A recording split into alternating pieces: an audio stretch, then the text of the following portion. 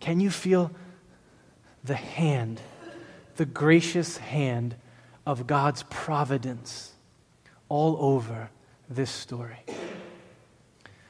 Okay, in case you miss it, I want to give you some pointers so that you hold on to these for the rest of this time. First of all, we see providence just in the storyline itself.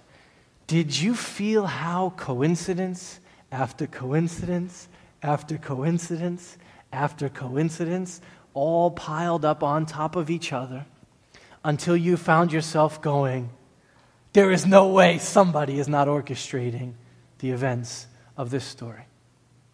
Okay, we all get that when we read a great story or a great novel, right?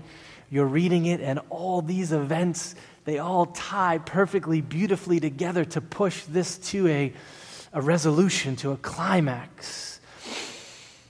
You just feel all these things that could have been random going in a certain direction.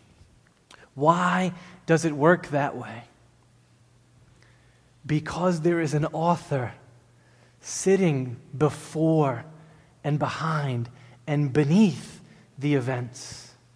Now, you never see the author in the book, in the story, but everything rolls out according to those intentions. It's the same thing here.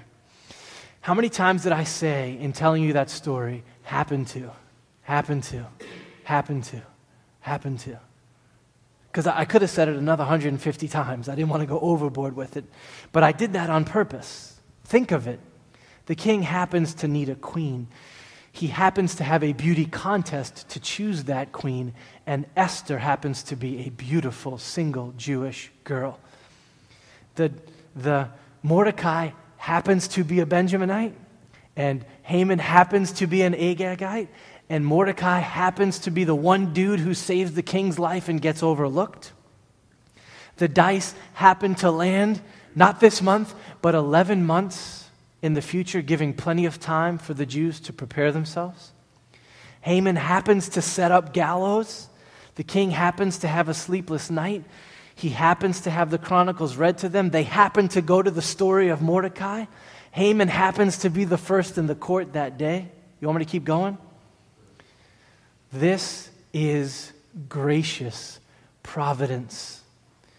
God here is weaving ordinary event after ordinary event after ordinary event together for the salvation of his people.